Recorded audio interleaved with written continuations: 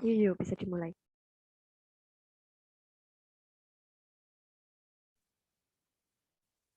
Assalamualaikum warahmatullahi wabarakatuh. Perkenalkan kami dari kelompok B7 yang beranggotakan pertama Raihana, yang kedua ada Septi Wahyuni, tiga ada Siska Kumalasari, dan yang terakhir ada Siti Inayah akan mempresentasikan form hasil kajian preformulasi praktikum teknologi sediaan steril dengan sediaan tetes mata tetrahidrozolin. Untuk materi yang pertama disampaikan oleh Raihana. Waktu dan tempat dipersilakan. Iya, terima kasih kepada moderator atas waktunya. Yang pertama yaitu tinjauan farmakologi bahan zat aktif obat. Farmakodinamiknya yaitu tetrizolin adalah amina simpatomimetik dan agonis alfa adrenergik dengan sifat vasokonstriksi dan dekongestan. Ia bekerja dengan menyempitkan anteriol yang lebih kecil dari saluran hidung dan pembuluh darah konjungtiva untuk memperbaiki rinitis alergi, hidung tersumbat, dan iritasi mata. Tetrizolin diketahui melintas sawar darah otak untuk bekerja pada adrenoreseptor alfa-2 dan reseptor imidazol, menyebabkan efek seperti hipotensi, bradikardia, analgesia, hipotermia, sedasi, dan hipnosis. Untuk farmakokinetiknya sendiri, yaitu waktu paruh tetrizolin pada orang sehat adalah sekitar 6 jam dan diekskresikan tidak berubah dalam urin setidaknya sebagian. Dalam satu penelitian 10 orang diberi 2 tetes 0,5 mg per mili tetes mata tetrizolin pada tetrizolin 0,025 sampai 0,05 mg pada 0, 4, 8, dan 12 jam. Dalam jangka waktu 24 jam sejak dosis terakhir, konsentrasi serum darah tetrizolin subjek adalah 13 sampai 21 mg per mili. Dan konsentrasi urin adalah 11 sampai 400 mg per mili. Keduanya mencapai maksimum mereka sekitar 9 jam pasca dosis terakhir. Tingkat ini sesuai dengan penggunaan okular tetrizolin yang normal. Konsentrasi yang lebih tinggi dapat mengindikasikan penyalahgunaan obat atau keracunan. Untuk indikasi dari tetrizolin untuk meredakan kongesti konjungtiva, gatal-gatal, dan iritasi, serta mengontrol hiperimia pada pasien dengan vaskularisasi kornea superficial. Untuk kontraindikasinya yaitu glaukoma, penyakit jantung, hipertensi, diabetes, cedera mata, dan hipertiroidisme. Untuk efek sampingnya, yaitu menimbulkan mata merah, matanya perih, mata berair, pupil mata melebar, dan penglihatan kabut. Untuk yang kedua, yaitu tinjauan sifat fisikokimia zat aktif bahan obat. Organoleptisnya yaitu warnanya padatan putih dan baunya itu tidak berbau. Ini adalah struktur kimia dari tetrazolin. Untuk berat molekulnya 236,74 gram per mol. Untuk untuk larutannya, mudah larut dalam air dan dalam etanol, sangat sukar larut dalam kloroform, praktis tidak larut dalam eter. Untuk stabilitasnya, teroksidasi oleh cahaya, udara, dan logam. Larutan stabil dan rentang pH dan suhu yang luas dan dapat disterilkan dengan autoklav tanpa kehilangan keefektifannya. Larutan dapat disimpan untuk waktu yang lama pada suhu kamar. Larutan encer yang disimpan dalam polivinil klorida atau poliuretan dapat kehilangan aktivitas antimikroba. Untuk titik leburnya, melebur pada suhu lebih kurang 256 Celcius disertai perurean. Untuk selanjutnya saya kembalikan kepada moderator. Baik, terima kasih Raihana atas pemaparan materinya. Untuk yang selanjutnya akan disampaikan oleh Septi Wahyuni. Waktu dan tempat dipersilakan. Terima kasih kepada moderator atas waktunya. Untuk selanjutnya ada identifikasi eksipien. Yang pertama ada benzel klorium klorida. Untuk pemberian gel merah atau patogen seperti gelatin, putih atau putih kekuningan, rasa yang sangat pahit dan higroskopik. Biasanya berbau aromatik lemah. Larut dalam air berasa pahit. Jika dikocok sangat berbusa dan biasanya sedikit alkali. Nama kimia benzalkonium klorida. Dan ini adalah struktur kimia dari benzalkonium klorida. Kemudian ada rumus molekul C6H5CH2N CH3 2RCl.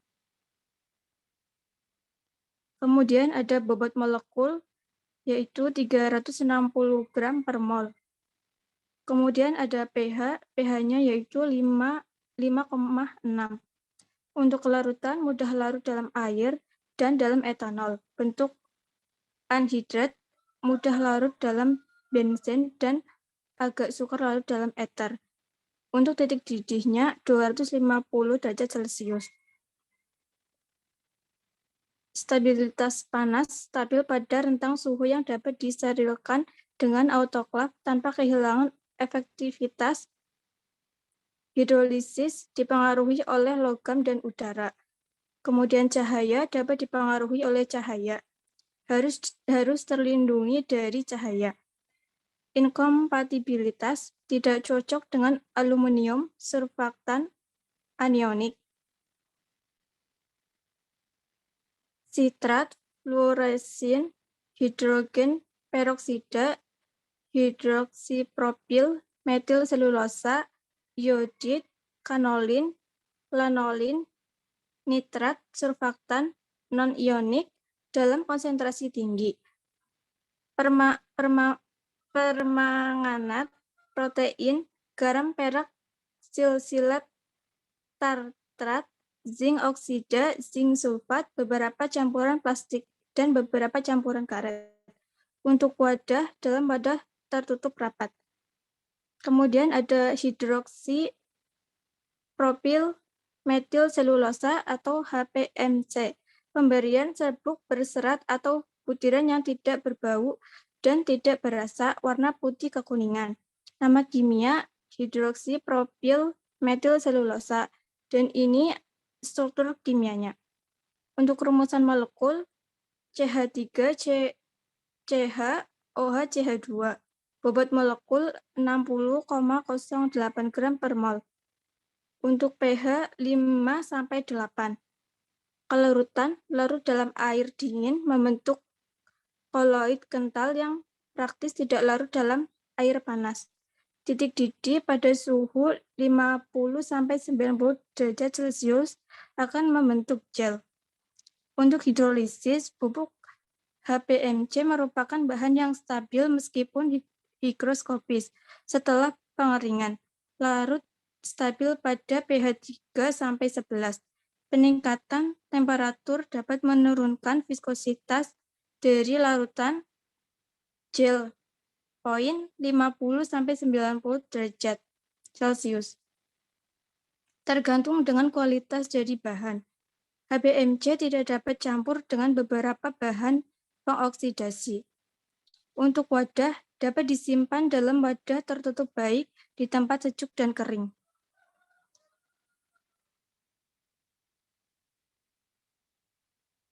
Kemudian ada asam borat. Pemerian serbuk kristal putih higroskopis, mengkilap, tak berwarna atau kristal putih.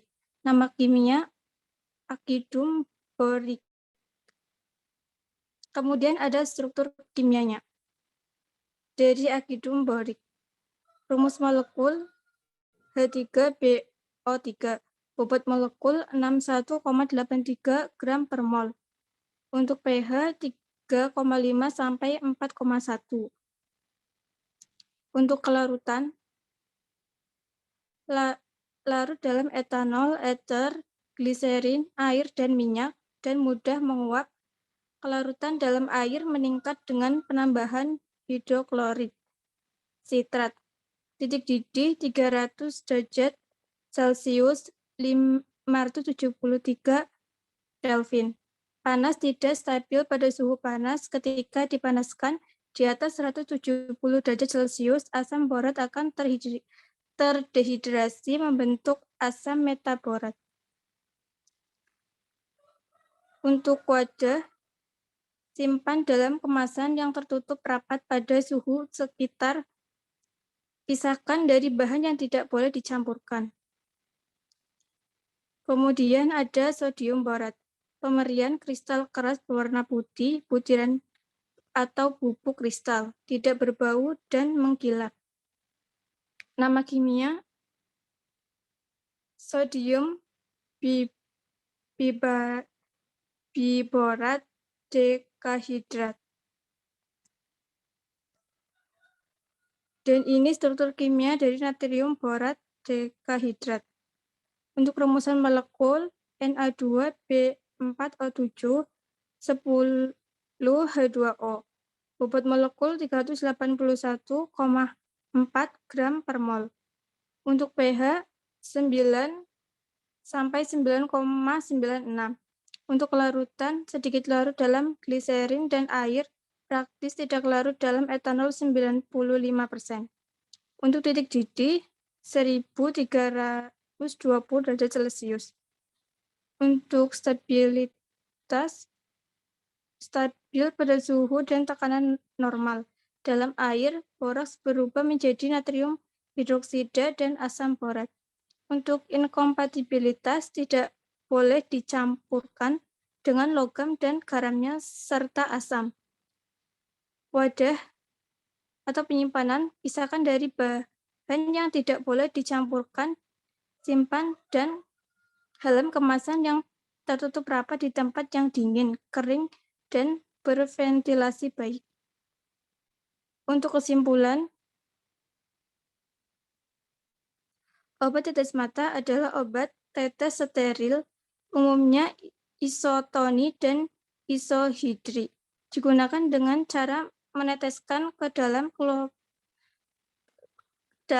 lekuk mata ke permukaan selaput bening mata. Umumnya mengandung pengawet yang cocok disterilkan dengan cara A atau C atau dibuat secara aseptis atau larutan encer steril atau larutan minyak steril dari senyawa alkaloid. Antibiotik atau zat aktif lain yang digunakan dengan meneteskan pada mata, larutan sebaiknya dibuat isotoni. Tetes mata merupakan larutan atau suspensi steril yang dituju untuk penggunaan pada konjungtiva, di mana dalam hal ini sediaan tetes mata harus bersih dan bebas dari partikel pengotor atau pengganggu. Tetes mata dianggap isotonis jika tonisitasnya sama dengan larutan NaCl 0,9%.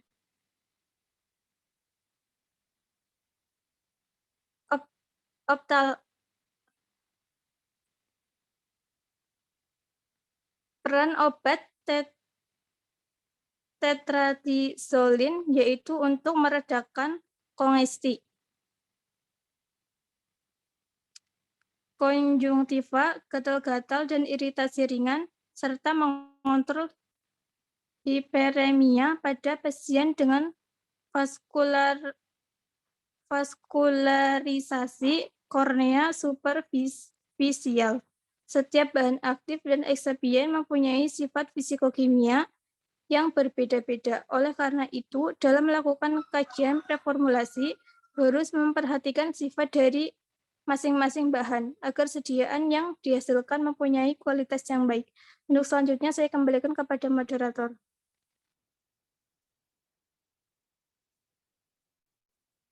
Baik, untuk kepriwehan, boleh nih?